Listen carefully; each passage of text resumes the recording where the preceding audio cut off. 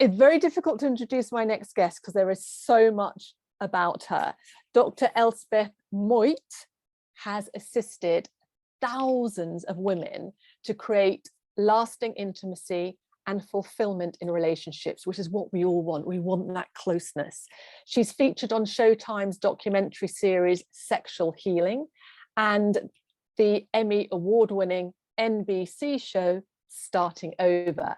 She's also a best-selling author of Sexual Enlightenment, which is endorsed by the world-renowned spiritual pioneer, Dr. Michael Beckwith. And she is the co-founder of Tantra Nova Institute in Chicago. She's coached billionaires, innovators, power couples, and women like you and me from all over the world, and has been nominated as a change maker at the White House when it sponsored the United States of Women Summit in Washington, D.C. Here's the remarkable Dr. Elsbeth Moit. Hello there. Hello, Kristina. Thank you so much for the introduction. That's an absolute pleasure. I just about got it all out. There's so much to say about you. Right, where do we start? We've got some beautiful questions coming up, and we will look in the chat as well. But I'd like to dive right in, Elsbeth, and you've allowed me to say Elsbeth and drop the doctor now, so that's what I will do. I'd love to dive into your love story because I feel it will relate to so many women here today. And I want to look at three things. We'll sort of go each one at a time, but I want to just encapsulate it all. I'd love you to include what were your main challenges when you were single, when you didn't want to be, what your pivotal moment was that created the change for you, and how you knew you'd met your soulmate. So let's go right back. Let us know, what was it like when you were single, the challenges you had, but you didn't want to stay single? Yeah, thanks for the question. So this is really the reason why I'm here. I speak here today, or that I can even have the audacity to talk about love and intimacy and make it last, because that was something I struggled so much with. So in the 90s, I was a management consultant, and probably all of you who are listening and here can tell by my accent, I was born and raised in Germany, came to the United States in my late 20s, and then got my doctorate in education and went into management consulting. I had really gotten good at consulting. However, I was miserable in relationship. I had this pattern of attracting unavailable men. And while that was exciting, most of the time I was alone. And there came a point when I hit 50, there came a point when I got really despaired, because I could see the trajectory that if I was not going to change that pattern, I would end up without lasting intimacy and love in my life before I leave this planet. And I was not willing to settle for that. So in my despair, I said to myself, okay, Elsbeth, there's something in the way. You need to see it, otherwise you are lost. So I put myself on a path, delved deeply into meditation, and then into studying Tantra. And in that learning and studying Tantra, what opened up for me was that I got in touch through their intimate healing practices. They go deep and they go beyond what we can access with our conscious mind. I tapped into what then revealed to me that I had held distrust towards men. I didn't know that. I mean, I was very charming. Was that your pivotal moment that suddenly you realized that was the pattern? That was the pivotal moment of the opening. And the opening that came to me.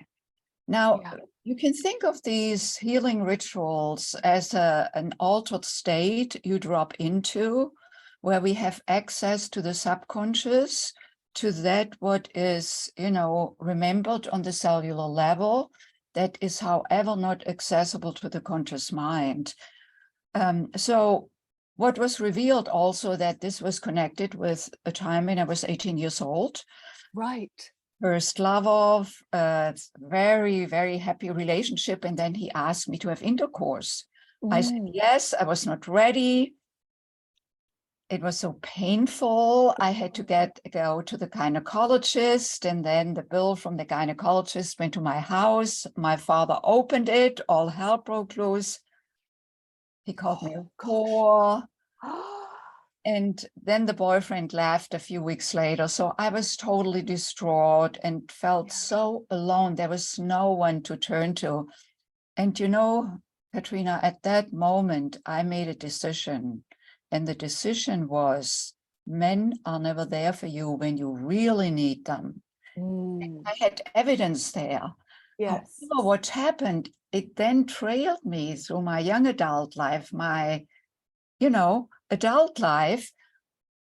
And that really brought forward that attracting unavailability, because subconsciously that really further proved, look, men are not there for you when you really need them.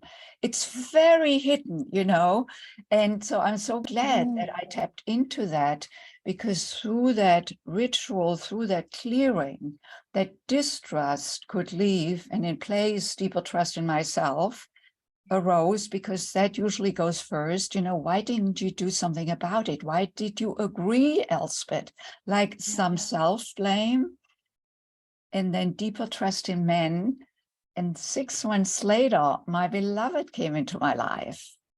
And so it can happen that quickly, can't it? I mean, once it was cleared, it was like, because then I was not looking anymore for the unavailable, because the man who I met then was available. But if I hadn't done the work, I would not have recognized him, because he would not have fit that pattern of looking for unavailability. So we do have to get to that point, don't we, in ourselves, that if something isn't working and there's a repeated pattern of it not working, and if we want to change it because we want love, our soulmate, we have to look at ourselves. Yeah, this is it's the key to the shift. Because if we think of that, we are this vibration, I'm an emotional vibration, I'm a thought vibration. When I think, they are not good men out there, or for me, men are never there for you, that is the vibration. I live it, and that is what I make real. And it lives somewhere inside of us. I used to think, if the men only became available, I would be No, I actually had this experience, that when a man was available and wanted to be with me, actually married me, that after a little while, I lost interest.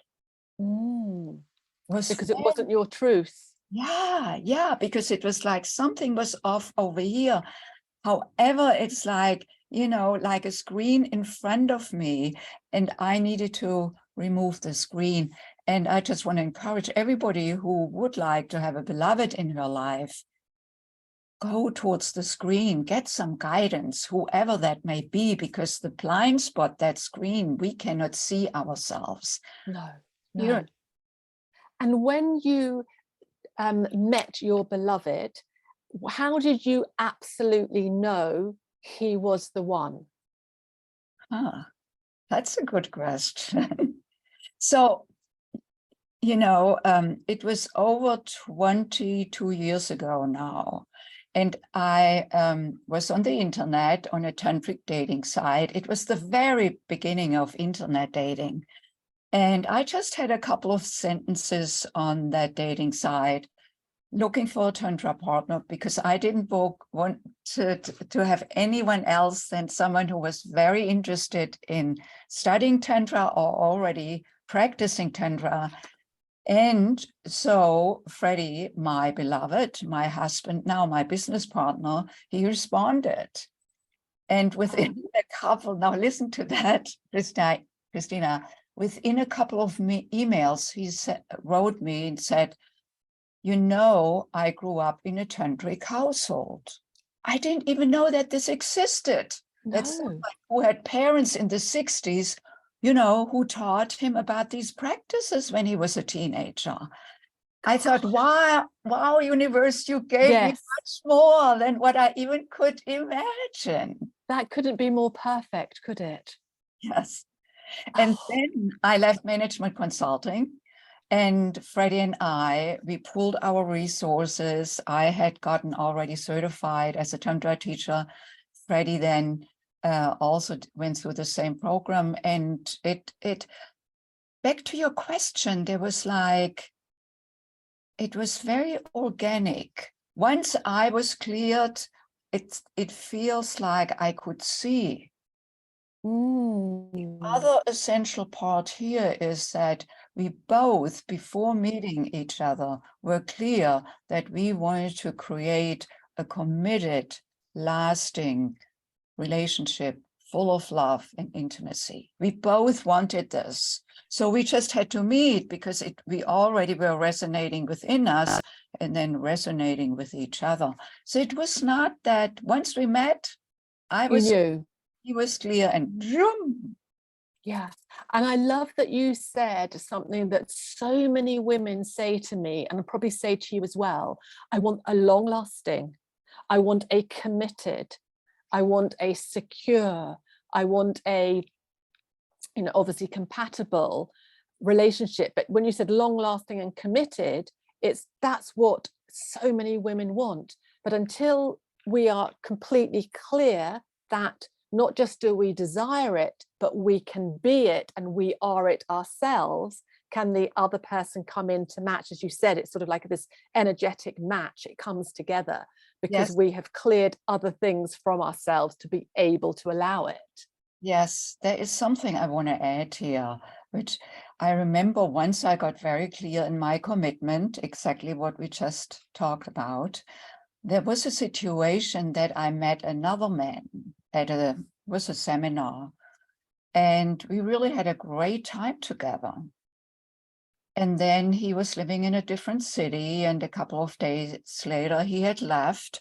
I remember I thought, why is he not contacting me? So I was waiting for it, and I saw again, I felt my feelings rising and my anxiousness, and this and, Yes. and yet I was clearly in touch with what I wanted. So I just opened the conversation and said, what do you want? And he said to me, I don't want to have a committed relationship. I'm focused on my business. I said, thank you so much for telling me what's so for you.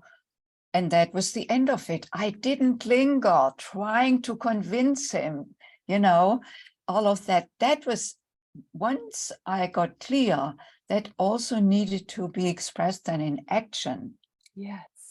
Commitment needs to be expressed in action. And if I had lingered, I just would have played the same game of going or staying with unavailability, where there's no cheese down the tunnel. I love that.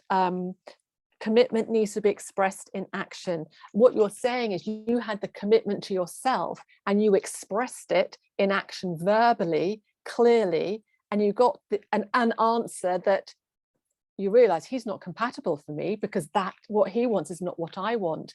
But it sounds like that was quite oh good, at least I know. Now I can just keep going. I can move on. Yeah. And I'm not saying that there was this moment when I was sad. However, I didn't stay in it because I knew it was not was right for me. Yes, yes. And clarity is essential. And it felt like, wow, then, the oceans parted. Yes. Then I was ready. I did not follow some siren anymore. No. And I know exactly what you're saying because I was really clear with my soulmate on what I wanted. And if that hadn't been reflected back, then that's it. I was moving on, but it was reflected back. It's beautiful. I'd like to ask you something about, because we're sort of helping women here, and I want them to really understand the difference between being ready and to do what it takes to attract versus that sort of, because we've all been there, I want it, I wish it would happen, let me wait, the time will become right. How do you Elspeth, define being ready? Because I know you work on intentionality, and I'd love to have that encompassed in your answer as well. Yeah, thank you.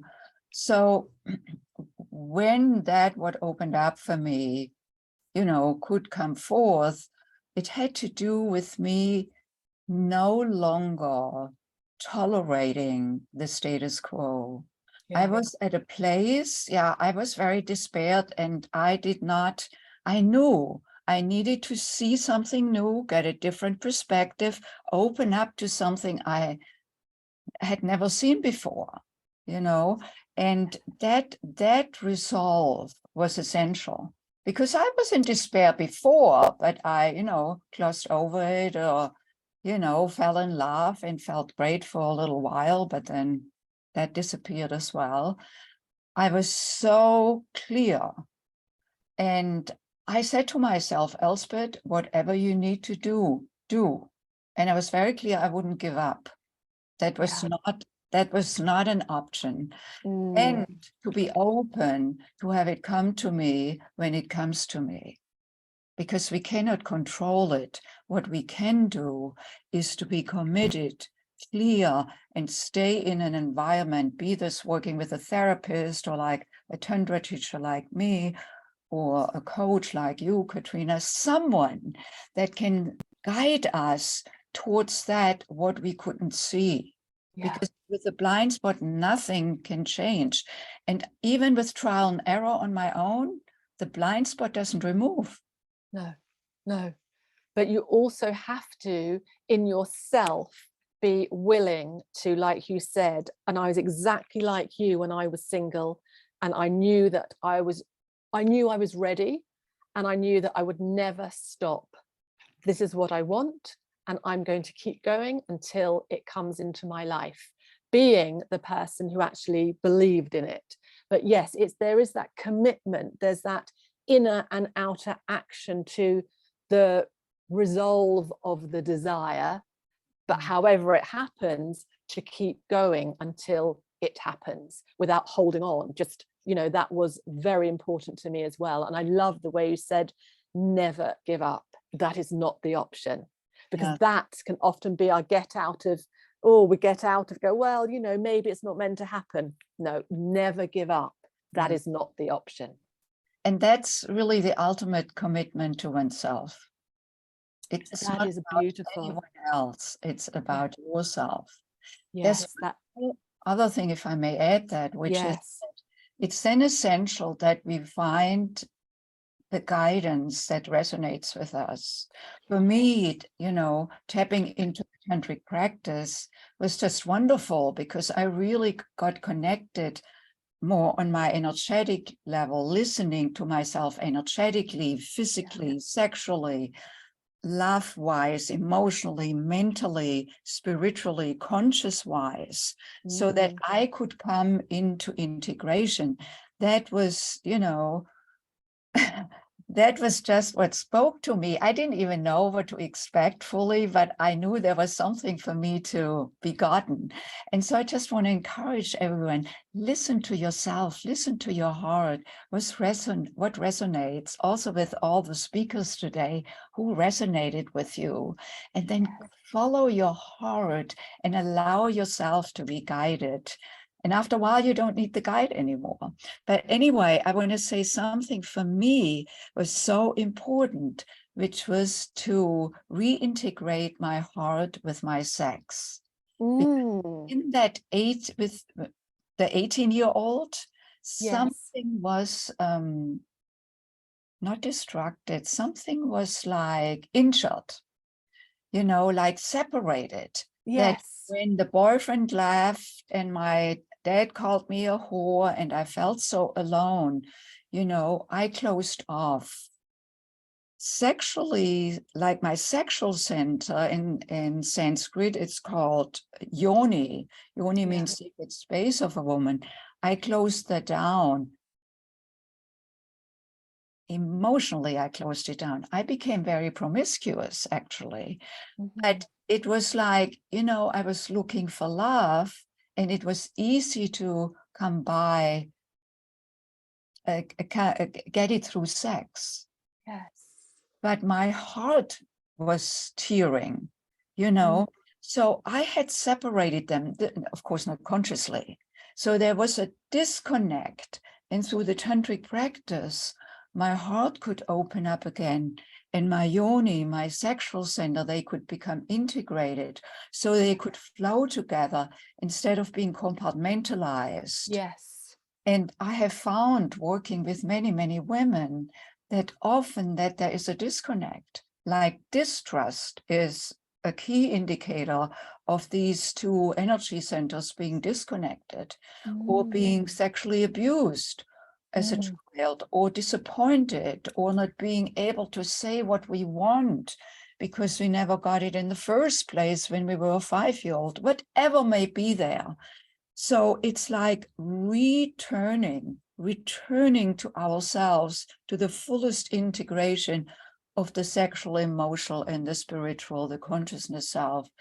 And that is what really swayed me to decide then to leave management consulting and follow my passion to support women so that they could come to that integration and live their life in their fullest self-expression, their creative self. Because when we have cleared our sexual center, creative energy is available. Sexual energy is the most potent creative energy. Yes.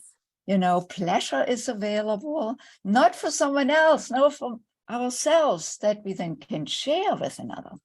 Yes, that is beautiful. And I think it's also trusting ourselves, isn't it? About if this is what we desire, love, to trust what that next step is for us to do.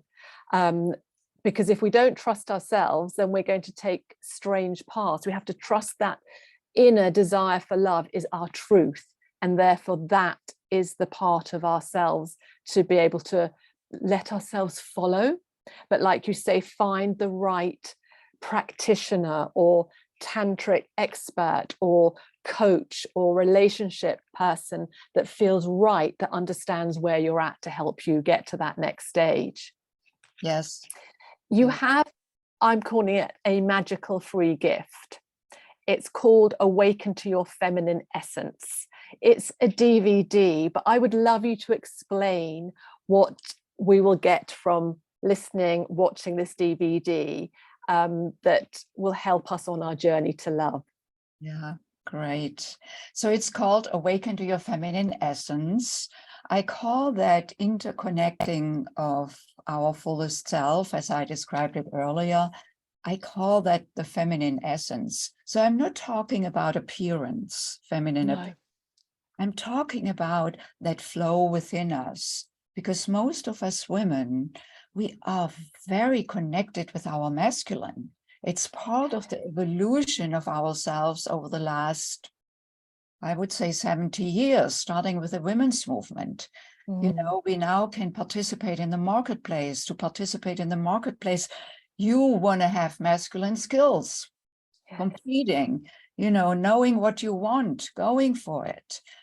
However, for many of us women, we forgot about the feminine. And feminine is not weak. No, feminine is strength in vulnerability, in openness, in flowing. So I can be grounded, decisive, and clear, while I can be circular, flowing, listening, open, simultaneously. So to revisit, to reacquaint ourselves with the feminine, I thought I would share this gift with all of you so that you can, beyond this conversation today, this talk show, that you actually can be introduced to some practices that may assist you in connecting with the flow of your own energy. So in that DVD download, there are a couple of practices. I speak more about the feminine there as well. And so you can bring this into your life and make it your own and use it to, you know, turbocharge you finding the beloved.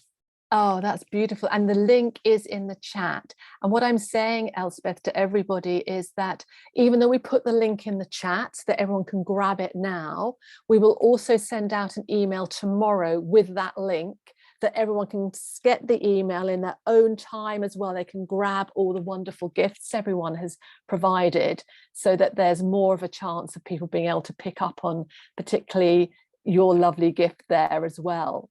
Okay. I don't want to let you go quite yet. I want to, I know that I've got a little bit of wiggle room, so I want to ask you another question. I know you've got many cutting edge principles and inspiring practices on how to access our innate creative energy. Are there any simple starting tips in helping on that journey from single to soulmate that you can give us? Yes. So if I may just share a little practice, very short, if that is okay. That would be lovely, yes. So everyone who is listening, just place your hand on your chest like this, in the middle of your chest, between your breasts, and then close your eyes for a moment and exhale all air, emptying yourself out. And then take a deep breath in through the nose and feel how your belly fills, and then your chest fills and opens into the heart. And on the exhalation, let the breath go. Again, take a deep breath in through the nose, filling the belly, opening the heart into the hand, and then let it go, the breath. And then notice with each inhale, your heart is opening, expanding. And on the exhale, your heart is relaxing. And while you are breathing in and out of your heart,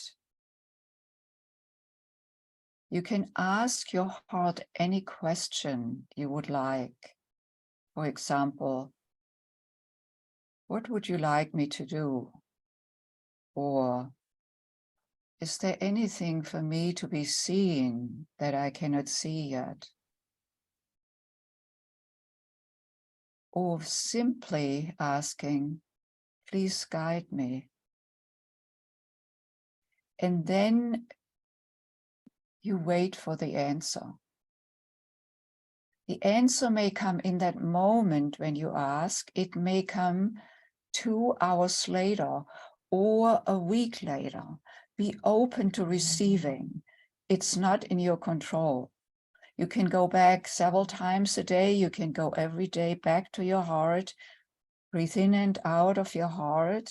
And when you drop into the stillness of the heart, you can communicate with the heart. And your heart tells the truth. What may interfere is your mind by questioning. I recommend that you just suspend that, return to the love of your heart and listen to your heart. And that may guide you. What's next in your search for the beloved? Oh, that's beautiful. If just another little quick question that just came to me as I was doing that. If somebody feels unsure of, are they good enough for a relationship, where do you suggest they start in, I'm going to say, believing in themselves? Mm-hmm. Mm-hmm. So I would, if that was an interpretation, a judgment I would ask myself, Elsbeth, is this really true? Is this really true that I'm not good enough? No, it's bullshit. Yeah. Really? I mean, you, Kristina, you're not any better than I am, and I'm not better than you are. I'm not better than anyone who is listening. We are all human beings. Yeah. And Yeah. each of us is this unique tool. Yes. So then it may be more useful to start really seeing yourself when you listen to your heart like this tool, like the baby that you would hold. You wouldn't consider a baby like not good enough. No. So hold yourself, hold yourself, hold yourself in your heart and cherish yourself. Beautiful. Yes. There is a question here that I'm going to just give you a little bit longer to answer. You've gone through this, I've gone through this. How do we let go of the proof that we've personally seen over and over and over again about our distrust in men? Mm-hmm. Yeah, first, to see that is actually already a higher level of awareness or consciousness. For me, that's, I mean, you know, that's a gift.